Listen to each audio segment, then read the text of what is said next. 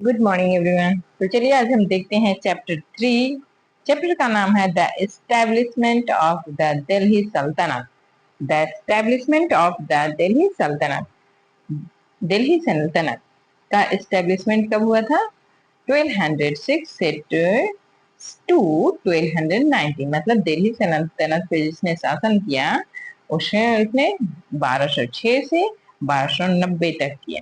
अब इसके आगे हम देखते हैं, in the previous lesson we learned that India was divided into many small kingdoms between the years 1000 to 12,000। बोल रहा है कि प्रीवियस लेसन में, पीछे के लेसन में आपने पढ़ा कि इंडिया जो डिवाइडेड, इंडिया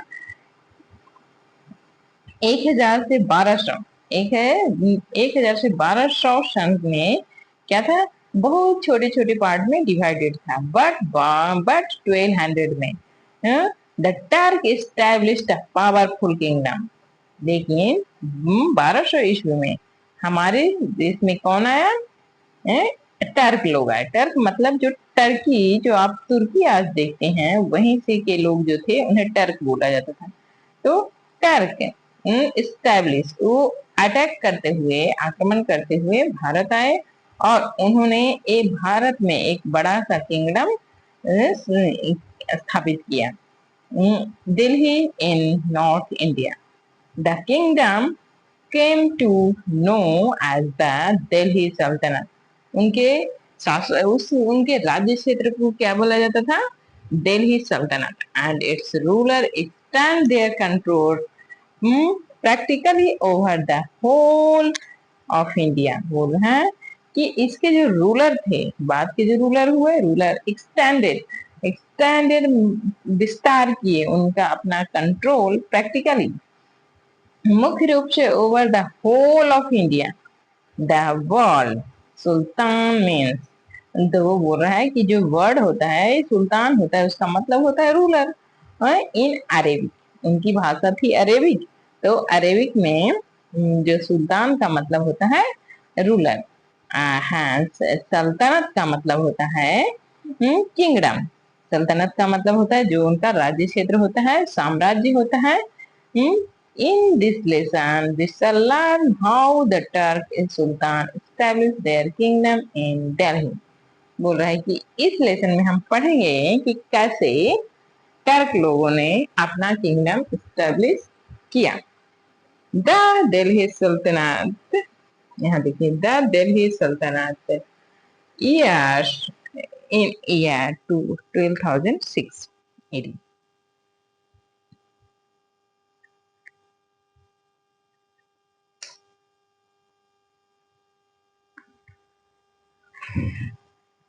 यहाँ पे आप देखिए, आप यहाँ आप देख रहे हैं पिक्चर को, ये जो एरिया दिया हुआ है, द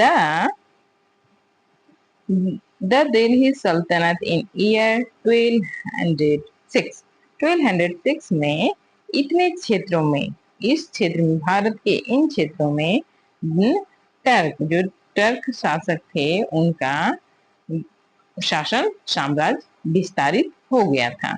और ये क्षेत्र कौन कौन थे? आप यहाँ पे देख रहे हैं, ये है मुल्तान है, ये है तराई, दिल्ली, अजमेर, यहाँ है चित्तौड़, ये चालुक्य रीजन है, ये चंदेल रीजन है। तो ये चालुक्य रीजन तो नीचे होता है, इस क्षेत्र पे ये इन्हीं का शासन हो एस्टेब्लिश हो गया था। मोहम्मद गौरी, अब पढ़ते हैं हम मोहम्मद गौरी के बारे में। Muhammad Ghori, in those day, उस समय, इन दोज डे, उस समय, Afghanistan a country to be north west of India. बोल रहे आप भी देखते होंगे, जो हमारा नॉर्थ वेस्ट एरिया है, ये जो एरिया है, यहाँ तो अभी पाकिस्तान है, इसके पास में जो एरिया है, यहाँ से हमारा अफगानिस्तान का रीजन शुरू होता है। तो बोल रहा है कि हम नॉर्थ ईस्ट में कौन है, इंडिया से अफगानिस्तान का कनेक्शन कुछ एरिया को कनेक्ट करता है। तो पहले तो अफगानिस्तान और इंडिया डिवाइड नहीं था, वो सभी एक छोटे छोटे स्टेट में डिवाइड थे, छोटे छोटे राज्य में डिवाइड थे, जिससे छोटे छोटे राजा शासन करते थे। North west of India was divided into many small kingdom. बोल रहा है कि जो अफगानिस्तान है वो बहुत ही छोटे छोटे किंगडम में डिवाइड था, that were ruled by sultan from Turkey. बोला है जिसपे शासन करता था टर्की का सुल्तान। These Turk sultans were constantly at war in each other to expand their territory। बोल रहा है कि जो ये टर्क के शासक थे, जो अफगानिस्तान को छोटे छोटे टुकड़ों में डिवाइड करके वहाँ बहुत सारे शासक शासन वहाँ पे शासन कर रहे थे। तो बोल रहे जो छोटे छोटे राजा थे टर्क के, वो सब आपस में स्ट्रगल करते रहते थे। क्यों? अपना राज्य क्षेत्र विस्तार करने के लिए वो क्या करते रहते थे, एक राजा दूसरे देश पे अटैक करते रहता था, और वो जो जीत जाता था वो दूसरे क्षेत्र पे अपना शासन एस्टेब्लिश करता था, अपने राज्य का प्रसार करते रहता था। Among them was Mohammad Ghori, उसी में एक था Mohammad Ghori, the sultan of a small principality of Gaur.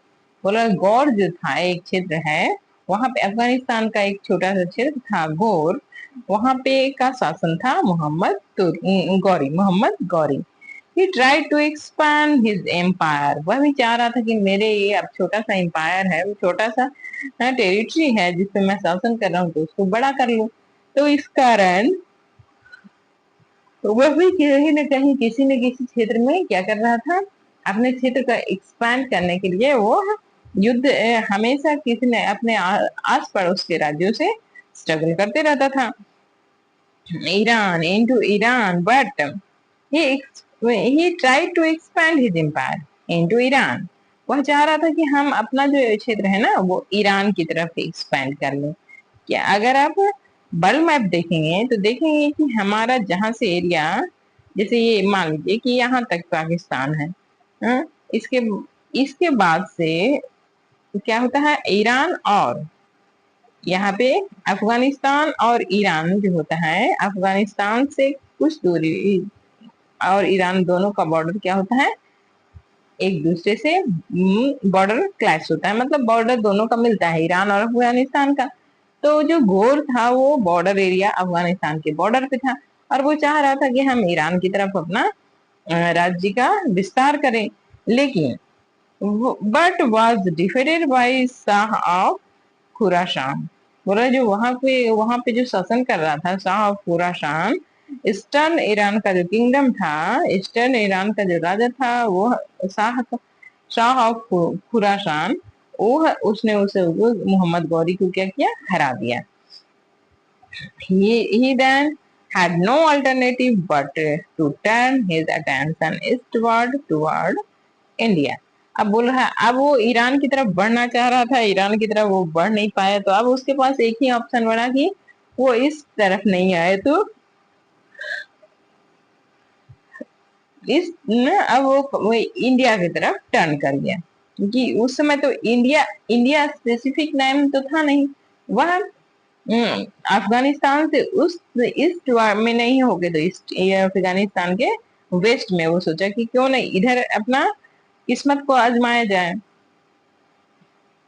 Gauri Ghori conquered Multan in the Punjab region. बोल रहा है कि अब वो इस क्षेत्र पे अटैक करना शुरू किया, तो मुल्तान क्षेत्र पे उसने क्या किया, पाकिस्तान के मुल्तान क्षेत्र पे उसने क्या किया, आज तो मुल्तान पाकिस्तान में पड़ता है, तो पहले जो मुल्तान था उस पे उसने अटैक किया और उस क्षेत्र को उसने जीत लिया।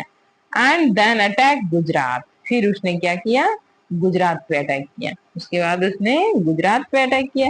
लेकिन Gujarat was very prosperous and powerful kingdom at the times because of its sea trade. बोल रहा है कि उस समय सी ट्रेड के कारण गुजरात बहुत ही पैसे वाला धनी वाला राज्य था, और वो उसका जो किंगडम था, जो उसका राजा था, वो भी बहुत ही पावरफुल था, जिस कारण क्या हुआ, मोहम्मद गौरी को वहां भी उसको हार का सामना करना पड़ा।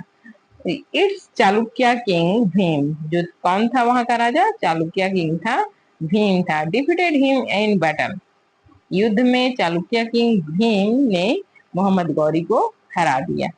The Turk Sultan then decided to first gain control over Punjab. अब उसने सोचा ये अब उधर भी हम नहीं अटैक कर सकते हैं, गुजरात में भी नहीं अटैक कर सकते हैं, तो उसने सोचा कि उन्हें पंजाब को ही पूरी तरह से कब्जे में ले लिया जाए। तब उसने पूरे पंजाब पे अपना अधिकार बनाने की कोशिश की। whose whose ruler were not so powerful, क्योंकि उसका जो शासक था वो बहुत ही पावरफुल नहीं था।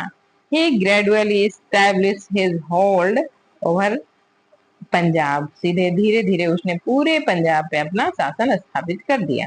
Which brought him to the border of Prithviraj Chauhan kingdom. He now set his sight on conquering Delhi. अब जैसे ही उसने पूरे पंजाब पे अपना शासन स्थापित किया, उसका बॉर्डर जुड़ने लगा, उसका बॉर्डर पृथ्वीराज चौहान के किंगडम के से एक बॉर्डर जुड़ने लगा। मतलब कि दिल्ली पे उस समय शासन था पृथ्वीराज चौहान का, और पंजाब के पूरे अधिकार पूरे क्षेत्र पे उसने मोहम्मद गौरी ने शासन की लिया। अब पंजाब और दिल्ली का बॉर्डर मिल रहा था, तो अब वो चाह रहा था कि मैं दिल्ली में अपना राज्य विस्तार करूं। पृथ्वीराज चौहान तृतीय Rai Pithora in those days the Rajput king Prithviraj Chauhan rule over Delhi. बोल रहा है कि जो ये पृथ्वीराज चौहान तृतीय थे वह दिल्ली पे शासन कर रहे थे। एंड अजमेर, कहाँ कहाँ शासन कर रहे थे? दिल्ली में, अजमेर में, लाइक दिल्ली और अजमेर पे वो शासन कर रहे थे। Like Gauri, Prithviraj was also powerful and ambitious and wanted to expand his empire। बोल रहा है कि गौरी के जैसे ही, जैसे गौरी चाह रहा था कि हम अपने राज्य का विस्तार करें, वैसे ही पृथ्वीराज चौहान भी चाह रहे थे कि हम अपने राज्य का विस्तार करें। तो Prithviraj was also powerful and ambitious, क्योंकि उस समय पृथ्वीराज जी बहुत ही पावरफुल राजा थे और बहुत ही एम्बिशियस मतलब बहुत ही महत्वाकांक्षी राजा थे। He wanted to expand his empire, वह चाह रहे थे कि हम अपने एम्पायर को हम अपने राज्य का एक्सपैंड करें। ही टू अटैक गुजरात, उसने गुजरात पे अटैक किया। But he defeated by king Bhim, और पृथ्वीराज चौहान को भी क्या करना पड़ा?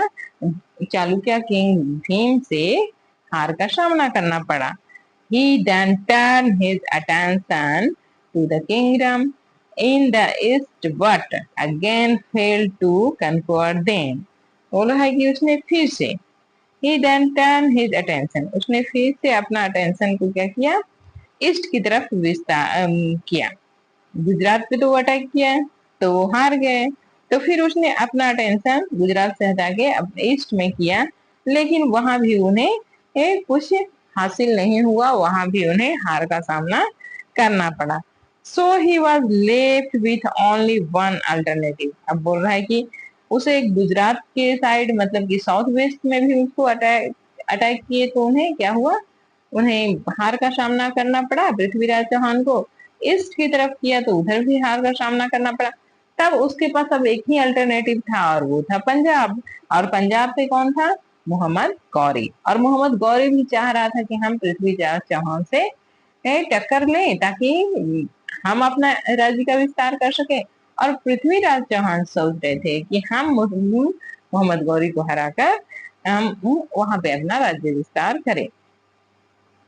To march toward Punjab, naturally he come face to face, जिस कारण क्या हुआ? दोनों का सामना हुआ, मोहम्मद गौरी और Prithviraj face to face with Ghori on battlefield the battle of Tarain. आपने सुना हो तराइन का युद्ध, सुना होगा, तो यही पहला तराइन का युद्ध का की स्टोरी है कि पृथ्वीराज चौहान भी अपने राज्य का विस्तार करना चाह रहे थे और मोहम्मद गौरी भी अपने राज्य का विस्तार करना चाह रहा था। दोनों गुजरात के चालुक्य शासक भीम से दोनों हार चुके थे, पृथ्वीराज चौहान भी इस में हार चुका था, भीम से भी हार चुका था, तो वो उसके पास भी कोई ऑप्शन नहीं था कि वो किधर और अटैक करे। और यहाँ पे जो मोहम्मद गौरी था वह भी गुजरात के शासक से हार चुका था, तो उसका भी एक उद्देश्य था कि पहले हम दिल्ली पे अपना शासन स्टैब्लिश करें, फिर हम आगे बढ़ें।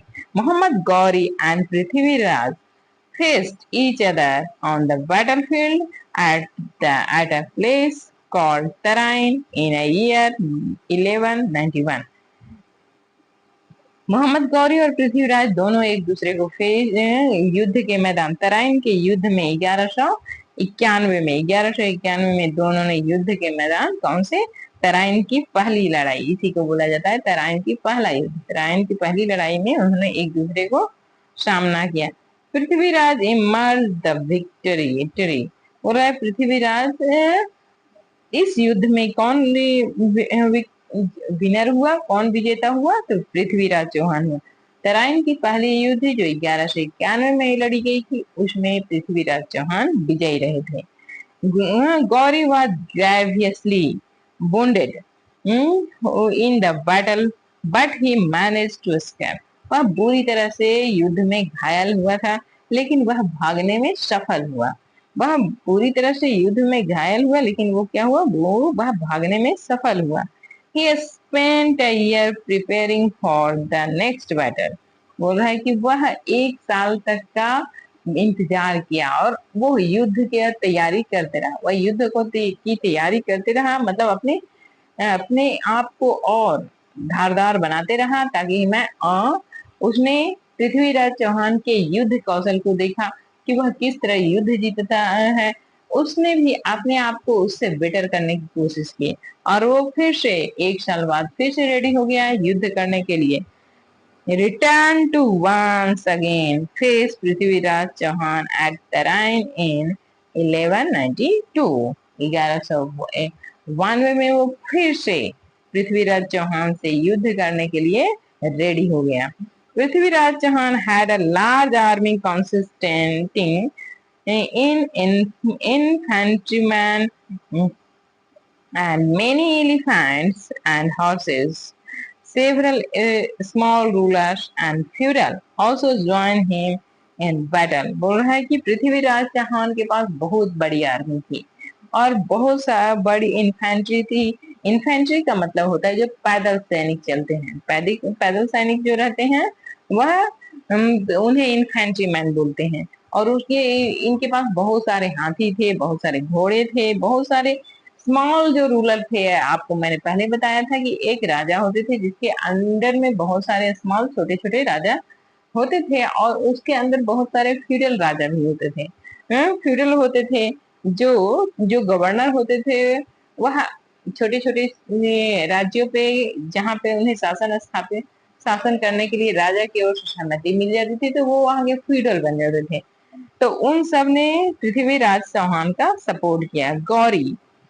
Gauri army was much smaller and did not have any elephant. बोल रहा है गौरी का जो गौरी के पास कोई एलिफेंट नहीं था और क्योंकि एलिफेंट उस समय भारत के जंगलों में बहुत ही अधिक पाए जाते थे। मतलब भारतीय उपनिवेश पे भारत के क्षेत्र में हाथी की बहुतायत प्राचीन काल से ज्यादा है। भारत में बहुत ही हाथी मिलते हैं, पाए जाते हैं और ये उनका निवास क्षेत्र है। और मोहम्मद गौरी जहां से आया था वहां पे हाथी नहीं पाए जाते थे तो वो उसके आर्मी में हाथी नहीं थे लेकिन उसकी आर्मी में घोड़े थे और वो कैवलरी मतलब कि जो जिसपे घोड़े पे चढ़ के और घोड़े के लगाम को मुंह में खींच के पकड़ के वो लोग दोनों हाथ फ्री करके तीर कमान चला देते थे, तीर धनुष पे युद्ध करते थे। तो इसका उसे बहुत ही अधिक फायदा मिला। हुआ क्या कि जैसे ही हाथी आगे बढ़ती थी तो वो हाथी पे अटैक करते थे। जब हाथी पे अटैक किए तो हाथी पागलों की तरह इधर उधर झूमने लगता था और वो अपनी ही आर्मी को क्या होता था कि वह हाथी इधर उधर नाचने लगा तो जो उसकी अपनी जो आर्मी थी उसी को वह दबाने लगता था तो इससे भगदड़ मच जाती थी। बोल रहा है कि but he had swifter horses and his cavalry man were adopted to shooting arrow while riding। बोल रहा है राइडिंग करते हुए वो लोग बहुत ही तेजी से वाहन चलाते थे, बहुत ही तेजी से, मतलब वो तेज से आते थे और वाहन चलाते थे। और घोड़े पे चढ़ के, मतलब when Gauri horseman attacked elephant, जब गौरी का हॉर्समैन अटैक किया एलिफेंट पे तो क्या हुआ, to Prithviraj then the elephant started running backward. बोल रहा है कि जो वो एलिफेंट है वो जब घायल हो गया तो वो क्या किया, वह पीछे की ओर जाने लगा। ये and started to testing their own army, और वो अपनी ही आर्मी को क्या करने लगा, दबाने लगा, कुचलने लगा। They attack the elephants and stampeded them, और उन्होंने क्या किया, उन्होंने एलिफेंट पे ही अटैक कर दिया, जिसके कारण क्या हो गया, एलिफेंट अब पागलों की तरह इधर उधर करने लगा, वो अपनी ही आर्मी को मारने लगा, तो जिसके कारण क्या हो गया, भगदड़ हो गया। The Rajput king tested defect in the second battle, जिस कारण जो राजपूत राजा थे उन्होंने हार का सामना किया। After the battle of Tarain the Turks establish their rules over Delhi. बोल रहा है कि तराइन के युद्ध के बाद Turk establish their rule over Delhi, इसके बाद टर्क ने दिल्ली पे अपना शासन स्थापित किया। Displacing the Rajput, Gauri general quickly vowed the whole of the North India under his control। इसके बाद अब पंजाब तो पहले से ही उसके पास शासन में आ गया था, अब उसने अजमेर और दिल्ली पे भी अपना शासन स्थापित कर लिया। तो गौरी के पास बहुत ही उत्तर भारत के बहुत ही बड़े क्षेत्र पे उसने शासन स्थापित कर दिए। इस प्रकार हम नेक्स्ट वीडियो में पढ़ेंगे reason of Turk success, reason of Turk success. इस प्रकार आप पढ़ते रहिए, समझते रहिए और समझ के पढ़ते रहिए। धन्यवाद।